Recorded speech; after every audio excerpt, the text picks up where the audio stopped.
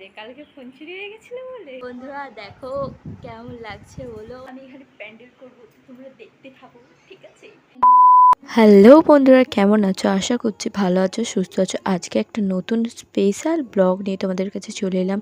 প্রতিটা পুজোই আমার কাছে খুবই স্পেশাল। আজকে আমাদের বাড়িতে বুড়ো রান্না পুজো। কাদের কাদের বাড়িতে আছে কমেন্টে জানিয়ে। তাই আজকের ব্লগটা আমি রান্নাঘর দিয়ে স্টার্ট করলাম, কারণ আমি কাটছিলাম সবজি। এইখানে দেখো দিদা ভাজছিল মানে ফুরুলি ভাজা পিঠে, আর এইখানে আমি রাত্রেবেলা রান্না করব ভাজাভুজি। আমার এখানে কাটাকুটি কমপ্লিট। আমি যাচ্ছিলাম ওপরে, তার আগে আবার আমার হাজবেন্ডও ডাকছে যে চলে আসো, একটা সারপ্রাইজ আছে। তো আমি তো সারপ্রাইজ এতটা সারপ্রাইজ হবো বলে জানতাম না। কালকে আমার হাজবেন্ডের ফোন হারিয়ে গিয়েছিল। মুড টুড খুব অফ ছিল, যে পুজোর আগে থেকে একটা আলোচনা চলছিল, বাট পুজো হবে বলে আমার তো মনে হয়েছিল না, কারণ একটা ফোন হারিয়ে গেছে। আমাদের গরিবের ঘরের ফোন কেনা অনেক বড় একটা স্বপ্ন বা শখ থাকে, সেটা হারিয়ে গেলে তো মন মেজাজ কারো ভালোও থাকে না। আর একটা জিনিস করছি, না করলেও খারাপ দেখায়।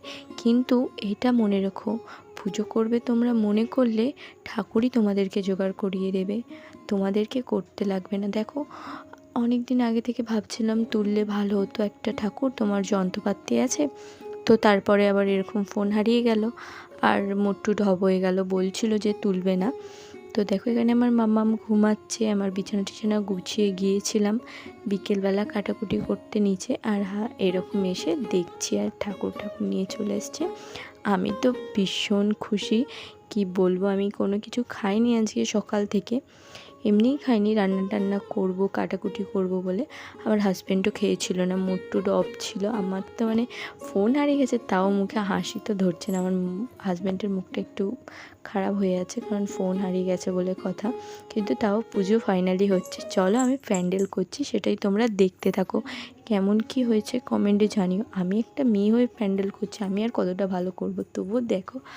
ওই যে দেখলে তখন আমার গুড়গুড়িটা ঘুমাচ্ছিল, একটা মানে হাতুড়ির আওয়াজ শুনে পুরো ধীরপির করে উঠে বাইরে চলে এলো। আর বাইরে এসে তো ও সারপ্রাইজ হয়ে গেছে এত কিছু দেখে। আর ওরও মনে হয় আনন্দ হচ্ছে মন থেকে, আমাদের যতটা হচ্ছে। আর দেখবা আমার ক্যামেরার দিকে কেমন করে আসবা, দাঁড়াও একটু পারে দেখবা। আমি এই যে কাপড় টাপড় বাইর করিয়েছিলাম প্যান্ডেল করব বলে, একটা না খুশি থাকে আমাদেরও ওখানে। মানে আমার বড় মাদের ঠাকুর ওঠে, এরকম প্যান্ডেল ট্যান্ডেল করার সময় বা পুজোর জোগাড় করার সময় আমার এটা বিশাল ভালো লাগে।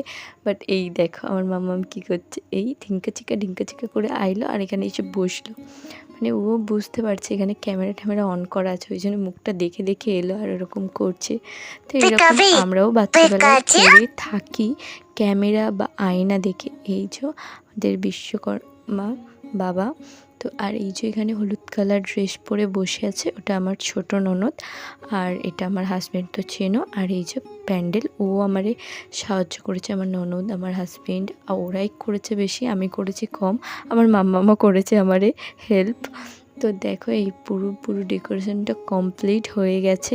এবার মানে কালকে পুজো করার জন্য সেইগুলোও জোগাড়পাতি হয়ে গেছে, বাট এবার রেডি করতে হবে। আর এই যেখানে আমার মাম্মা অন্যায় করতে পারলে ভালো একদম বেঁচে যায়। এই কদিন তো দেখছিলে কতটা পরিমাণে জল হচ্ছিল, কিন্তু ঠিক মনসা পুজোর আগেই আমার মামন এসে চাইলে অনেক কিছু করতে পারে, তাই জলটা থামিয়ে দিল। আমার তো কি ভীষণ আনন্দ হচ্ছে, ঝলমলে রোদ, তার মধ্যে পুজোর জোগাড় করতে কার না ভালো লাগে। দেখো পুরো জোগাড় আমার কমপ্লিট। এবার আমি যাব পুজোর রান্না করতে। তো আমার ওই যে বলেছিলাম সারাদিন কিছু খাইনি, আমার হাজব্যান্ড খায়নি, আর আমি খেয়ে নেবো। একটা খারাপ বিষয়, আমার হাজব্যান্ড খাচ্ছে, আমি মাম্মামকে ধরে আছি, তারপরে আমার মাম্মামকে হাজব্যান্ড ধরবে। আমি এই যে খাওয়ার ড্রেস পরে নিয়েছি, তারপরে আমি খাবো। ওর জলের বোতলটা আমি কাঁধে ভ্যানিটি ব্যাগ নিয়ে ঘুরছিলাম, সেটাই তোমাদেরকে দেখাচ্ছিলাম। তো আমার দেখলে ওইখানে জোগাড়ও কমপ্লিট। তো আমি খেয়ে দিয়ে এবার রান্না করতে চলে যাব। দেন আমাদের সারা রাত ধরে রান্না হয় না।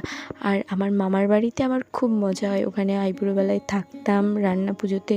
মানে আমি রান্না করতাম না, বাট থাকতাম, একটু আধটু হেল্প করতাম। তো এখানের নিয়মটা উল্টো, 8টার আগে মানে রান্না বসিয়ে দেয়, আর 12টার আগে রান্না কমপ্লিটও হয়ে যায়। আর তারপরে ওই রান্নাটা আবার খেয়ে দিয়ে ঠাকুরের জন্য আগে তুলে রেখে তারপরে খেয়ে দিয়ে মানে ঘুমানো হয়। কিন্তু আমার দিদার বাড়ির নিয়মটা পুরোপুরি আলাদা। এক প্রহরে বা 11টা 12টার পরে রান্না বসে, সারা রাত ধরে রান্না হয়, মানে অনেক মস্তি হয়, গান চলে খুব, মানে ওইখানের মানে বিশাল আনন্দ হয়। এখানে সেরকম কোনো ব্যাপার না, আনন্দ একটা আছেই, তারপরে মানে অতটা না। তো দেখো রান্না সব কমপ্লিট আমার, আর আমি এখানে বসেছিলাম, আর এখানে দিদা যেটা করছিল ঠাকুরের জন্য আলাদা আলাদা তুলে রাখছিল, আর আজকে আমরা খাওয়ার জন্য আলাদা আলাদা তুলে রাখছিল। দিয়ে ওই চক দিয়ে গণ্ডি কেটে ঠাকুরকে প্রণাম করে ঠাকুরকে খাওয়ার জন্য বলবে, তারপরে দেন আমরা এটা রাত